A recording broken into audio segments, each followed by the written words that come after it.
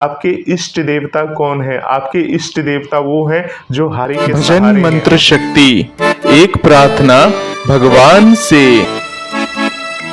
आप सभी श्याम भक्तों को जय श्री श्याम। श्याम भक्तों कैसे हैं आप सभी?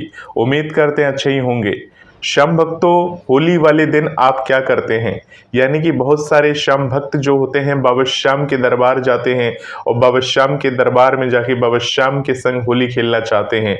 जैसे कि श्याम भक्तों आप सभी जानते हैं कि बाबा श्याम का जब मेला समाप्त हो जाता है तो मंगल होने के बाद जो श्याम भक्त हैं वो खाटू धाम में रुक जाते हैं और खाटू धाम में उनका इंतजार रहता है कि बाबा श्याम के संग होली तक रुके और बाबा श्याम के संग होली खेलने के बाद ही खाटू धाम से विदा लेते हैं। तो श्याम भक्तों, आप अगर अपने घर में आते हैं तो आप अपने घर में होली के दिन किस प्रकार से आपको पूजा करनी चाहिए, क्योंकि बहुत सारे ऐसे श्याम भक्त हैं जो ये नहीं जानते कि होली वाले दिन पूजा किस प्रकार से आपको करनी चाहिए। साल 2024 में होली वाले दिन तो चंद्र ग्रहण भी पड़ रहा है, तो श्याम भक्तों आपको किस प्रकार से इस दिन पूजा करनी चाहिए और किस प्रकार से आराधना करनी चाहिए, आज इस वीडियो के माध्यम से पूरी बात क्लियर कर देने वाला हूँ।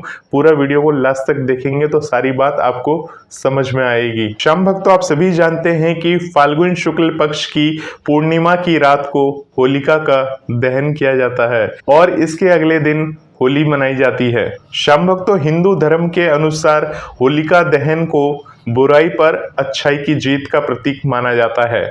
होली एक सांस्कृतिक, धार्मिक और पारंपरिक त्योहार है जो कि हर शहर में, पूरे भारत में इसका अलग ही जश्न और उत्साह देखने को हमें मिलता है। श्याम भक्तों, होली भाईचारे, आपसी प्रेम और सद्भावना का त्योहार है। जैसा कि आप सभी को पता है कि इस दिन लोग एक दूसरे को गुलाल लगाते हैं, रंग लगाते हैं और भाईचारा बना के रखते हैं। इस दिन हमारे घर में पकवान वगैरह, गुजिया वगैरह बहुत कुछ बनता है। श्याम भक्तों, आप सभी को एक बात बताना चाहूंगा, बहुत कम भक्त ऐसे हैं जो इन बातों को जानते हैं। श्याम भक्तों, होली से 8 दिन पहले, यानी कि होली आने से 8 दिन पहले होला अष्टक लगता है। यानी कि मान लीजिए साल 2024 में जो होली है वो 25 मार्च 2024 की है, तो उससे 8 दिन पहले यानी कि 17 मार्च 2024 से होला अष्टक लग जाएगा। और होला अष्टक होता क्या है ये जानना बहुत ज्यादा जरूरी है। श्याम भक्तों, होला अष्टक में क्या होता है, आपका मन जो होता है वो काफी नकारात्मक हो जाता है, यानी जहां आप जितने पॉजिटिव रहते हैं उतने ही नेगेटिव होते हुए चले जाते हैं इन 8 दिनों में। ऐसा क्यों होता है श्याम भक्तों, ये भी मैं आपको बताऊंगा। होला अष्टक जो है अष्टमी तिथि से लगती है, यानी होली से 8 दिन पहले लगता है। जैसा कि आप सभी को पता है श्याम भक्तों, भक्त प्रहलाद जो थे भगवान विष्णु के भक्त थे और वो हर वक्त भगवान विष्णु के ध्यान में डूबे रहते थे। यानी कि भक्त प्रहलाद के जो पिताजी थे जो कि हिरण्यकश्यप थे, उनको बिल्कुल ही पसंद नहीं था कि भक्त प्रहलाद भगवान विष्णु का नाम लेता था, जिसके कारण से उसके पिताजी भक्त प्रहलाद को तरह तरह की यातनाएं देते थे, उन्हें कष्ट पहुंचाते थे, उन्हें मना करते थे कि तुम भगवान विष्णु का नाम किसी भी सूरत में नहीं लोगे। तो श्याम भक्तों, जब होला अष्टक लगता है तो हमारा भी जो मन होता है वो कहीं ना कहीं से नकारात्मक होना शुरू हो जाता है। यानी अगर हमारे साथ कोई भी तरह की प्रॉब्लम शुरू होती है, यानी कि श्याम भक्तों मान लीजिए हमने बाबा श्याम से अर्जी लगाई और अर्जी में हमसे कोई भूल हो जाती है या कोई गलती हो जाती है, तो वो मन जो होता है श्याम भक्तों हमारे ऊपर हावी हो जाएगा। हमारे मन में कहीं ना कहीं घर करके बैठ जाएगा कि हमने बाबा श्याम की अर्जी में ऐसी भूल लगा दी, अब आगे क्या होने वाला है, तो हम कुछ समझ नहीं पाते हैं। तो इस तरह की श्याम भक्तों नकारात्मक बातें जो होती हैं वो हमारे दिमाग में घूमने लगती है। तो जैसे कि श्याम भक्तों आप सभी जानते हैं फाल्गुन लकी मेला जो कि चल रहा है और लाखों की संख्या में भक्त बाबा श्याम के दरबार में जा रहे हैं। ऐसे दरबार में जाने के बाद मान लीजिए लाइन में खड़े खड़े वो परेशान हो रहे हैं या किसी भी भाव से नकारात्मक हो रहे हैं, तो श्याम भक्तों ऐसे जो दर्शन होते हैं वो सही नहीं माने जाते, क्योंकि आप जब लाइन में खड़े होके खुद परेशान हो रहे हो, खुद दुखी हो रहे हो और ये कोस रहे हो कि कितनी लंबी लाइन है, कितना समय लग रहा है, मैं कब का आया हुआ हूँ, ऐसे ऐसे नकारात्मक विचार आपके मन में चलते रहेंगे। क्योंकि श्याम भक्तों होला अष्टक लग चुका है और जब होला अष्टक लगता है तो हमारे मन में नकारात्मक विचार आना स्वाभाविक है।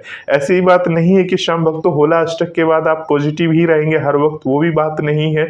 होलाष्टक समाप्त होने के बाद भी जो भक्त होते हैं वो कई कारणों से नकारात्मक हो जाते हैं। कभी कभी उनके साथ ऐसी घटनाएं घटने लगती है, ऐसी ऐसी बातें होने लगती है जिसके कारण से वो नकारात्मक होते चले जाते हैं। तो श्याम भक्तों, आपको ध्यान रखना चाहिए, भक्त प्रहलाद ने भगवान विष्णु की आराधना कभी नहीं छोड़ी थी। यानी कि उन्हें तरह तरह से यातनाएं दी जाती थी, उन्हें दंड दिया जाता था, परंतु फिर भी वो भगवान विष्णु का स्मरण करते थे, उनका ध्यान करते रहते थे, जिसके कारण से भगवान विष्णु ने उन्हें प्रत्यक्ष दर्शन दिए, उनकी जान बचाई, उनकी रक्षा की। भगवान अपने भक्त की हमेशा हर कंडीशन में रक्षा करते हैं। तो श्याम भक्तों, होला अष्टक से बचने का उपाय आपको बता देता हूं। अगर आपको होला अष्टक से बचना है, अगर जैसे ही आपको ये फील हो कि आप नेगेटिव हो रहे हैं किसी भी बात को लेकर या किसी भी कारण से आप नेगेटिव होते हुए चले जा रहे हैं, तो सबसे पहले अपने माइंड को पॉजिटिव करिए और सिर्फ ये ध्यान रखिए कि आपके इष्ट देवता कौन है। आपके इष्ट देवता वो हैं जो हारी के सहारे हैं। आपने उनका हाथ पकड़ा हुआ है, तो किसी भी परिस्थिति में आपको नेगेटिव नहीं होना है। श्याम भक्तों, आपको पॉजिटिव रह के बाबा श्याम का स्मरण करना है, बाबा श्याम का ध्यान करते रहना है। और साथ ही श्याम भक्तों, आपको एक चीज का और ध्यान रखना चाहिए, जब आप बाबा श्याम के दरबार जाते हैं होली से पहले, यानी कि इन 8 दिनों में आप बाबा के दरबार जा रहे हैं, तो बाबा के दर्शन करें और बाबा के दर्शन करके बाबा से बोले कि बाबा आपके साथ हर वक्त रहे, हमेशा रहे, आपके सर पे किसी भी प्रकार की नकारात्मक भावना आए तो उसे दूर करे। श्याम भक्तों, होला अष्टक वाले जो दिन होते हैं उसको शुभ नहीं माना जाता और किसी भी तरह के शुभ कार्य नहीं किए जाते। तो अब आप कहेंगे कि फाल्गुनी लक्ष्मी मेला में फिर क्यों मेला लगाया जाता है, क्यों भक्त बाबा के दर्शन करने जाते हैं, क्यों अर्जी लगाते हैं। तो आपको बता दूं कि आप किसी भी तरह की पूजा अर्चना भक्ति कर रहे हैं बाबा श्याम की, तो उसके लिए कोई दोष नहीं लगता। आप भगवान से प्रार्थना कर रहे हैं, अगर आप भगवान को स्मरण कर रहे हैं दुख की घड़ी में, भगवान आपके कष्टों को दूर करते हैं। परंतु श्याम भक्तों, शुभ काम से अभिप्राय ये है कि कोई भी शादी विवाह का काम इस समय में नहीं होता है। तो श्याम भक्तों, जब भी आपका मन में नकारात्मक विचार आए तो होला अष्टक से बचने का एक ही उपाय है कि भगवान का स्मरण करना है, अच्छे अच्छे भजनों को सुनना है। इस तरह से अगर आप सत्संग, अच्छी अच्छी वाणियों को सुनते रहेंगे तो आपके मन में कहीं ना कहीं सकारात्मक विचार बने रहेंगे। तो श्याम भक्तों, होलिका दहन के पूर्व यानी कि 8 दिन का होला अष्टक लगता है। 8वें दिन होलिका दहन रहता है। होलिका दहन के बाद दूसरे दिन होली मनाई जाती है जिसे हम धुलंडी के नाम से जानते हैं। इसके बाद 5वें दिन रंग पंचमी मनाई जाती है।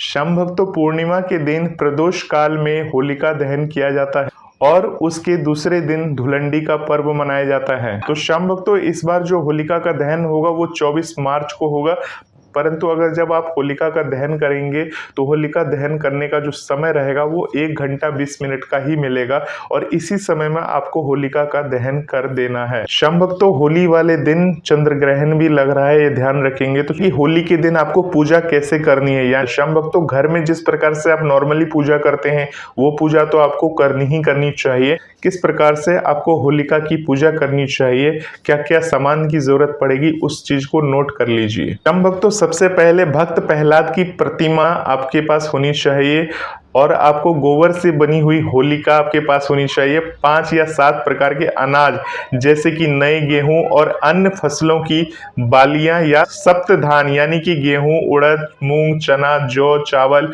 और मसूर, और एक आपके पास माला होनी चाहिए और 4 मालाएं अलग से रखनी चाहिए। इसके साथ रोली, फूल, कच्चा सूत, साबुत हल्दी, मूंग, बताशे, गुलाल, मीठे पकवान, मिठाइयाँ, फल, गोबर की ढाल, बड़ी फ्लोरी, ये सारी चीजें होनी चाहिए। श्याम भक्तों, पूजा विधि नोट कर लीजिए। होलिका दहन की पूजा करने के लिए सबसे पहले आपको स्नान करना जरूरी है, यानी कि बिना स्नान के पूजा नहीं कर सकते हो। स्नान करने के बाद आपको होलिका की पूजा वाले स्थान पर उत्तर या पूर्व दिशा की तरफ मुंह करके बैठ जाना चाहिए। उसके बाद थोड़ा सा जल हाथ में लेकर अपने आसपास जो है उस जल को छिड़कना चाहिए।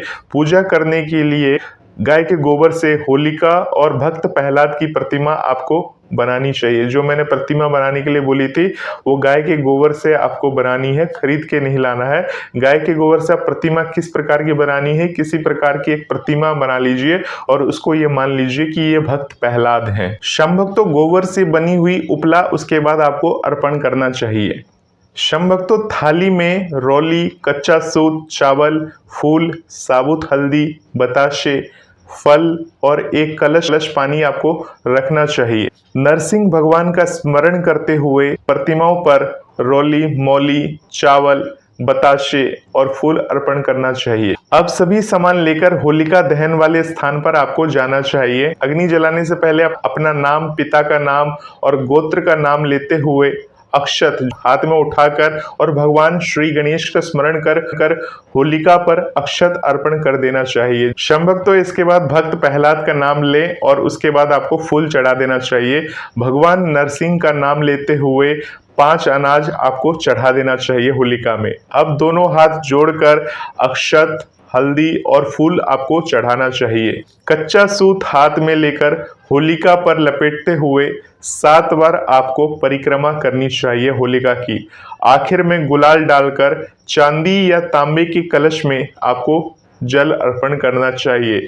होलिका दहन के समय मौजूद सभी को रौली का तिलक आपको अवश्य लगाना चाहिए और उन्हें होली की मंगल कामना की बधाई दें। होलिका की पूजा के साथ ही भगवान नरसिंह की भी पूजा विधि विधान के साथ जरूर करें। तो देखिएगा श्याम भक्तों, इस प्रकार से अगर आप होलिका की पूजा कर लेते हैं तो भगवान की विशेष कृपा के पात्र आप बन जाते हैं। तो चलिए श्याम भक्तों, अब बात कर लेते हैं कि साल 2024 में होली जो है किस दिन मनाई जाएगी, इसका जो शुभ मुहूर्त कब होगा। इस दिन चंद्र ग्रहण लग रहा है, तो चंद्र ग्रहण लगने के बाद क्या हम भगवान की पूजा नहीं करेंगे, बाबा श्याम की पूजा नहीं करेंगे, इसको भी जानना जरूरी हो जाता है। तो इस साल फाल्गुनी पूर्णिमा तिथि 24 मार्च को सुबह 9:54 से शुरू हो जाएगी और वही इस तिथि का जो समापन होगा अगले दिन यानी कि 25 मार्च 2024 को दोपहर 12:29 पर इस तिथि की समाप्ति हो जाएगी। यानी कि श्याम भक्तों, होलिका दहन 2024 में 24 मार्च को होलिका दहन होगा।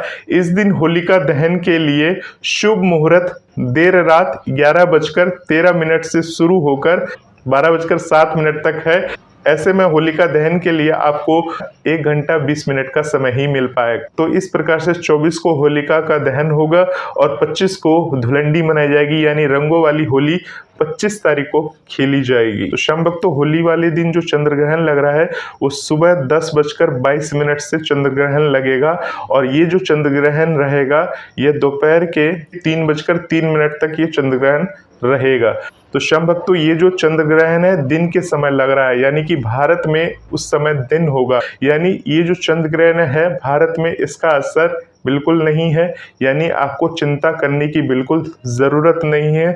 परंतु वहीं श्याम भक्तों, जहां उस समय रात होगी तो वहां पर इस चंद्र ग्रहण का प्रभाव होगा। जैसे कि मान लीजिए अमेरिका है और श्याम भक्तों कई देश ऐसे हैं जब भारत में दिन होता है तो वहां पर रात होती है, तो उस समय चंद्र ग्रहण का प्रभाव उनके ऊपर पड़ेगा। होली के त्यौहार को बहुत धूमधाम से मनाइए, परिवार के साथ मनाइए और घाटों में बाबा श्याम के साथ मनाइए। अपने घर में बाबा श्याम को गुलाल लगाइए, बाबा श्याम के साथ अपने घर में बहुत ही मनमोहक तरीके से होली खेलिए और देखिएगा बाबा श्याम आपके जीवन में रंग भर देंगे। अगर आप खाटू धाम नहीं जा पाए हैं फाल्गुनी लक्की मेले में तो किसी भी प्रकार की चिंता बिल्कुल ना करें। यदि बाबा श्याम आपको किसी लायक बना देंगे तो जरूर आप बाबा श्याम के दर्शन करने के लिए अगले साल यानी कि 2025 में खाटू धाम फाल्गुनी मेले में जरूर जाएंगे। तो आप चिंता ना करें, इस प्रकार से होली मनाएं और किसी भी प्रकार से आपको नकारात्मक होने की जरूरत नहीं है। हर वक्त पॉजिटिव रहिए, लाइफ में आपके साथ अच्छा ही अच्छा होगा। श्याम भक्तों, ऐसी शुभकामनाओं के साथ होली के ऊपर ये विशेष वीडियो आपके समक्ष प्रस्तुत किया है। अगर पसंद आए तो चैनल को सब्सक्राइब कर सकते हैं और ऐसे ही वीडियोस को देखने के लिए अपना प्यार देते रह सकते हैं। तो मिलते हैं श्याम भक्तों एक नई वीडियो में। तब तक के लिए आप सभी श्याम भक्तों को जय श्री श्याम।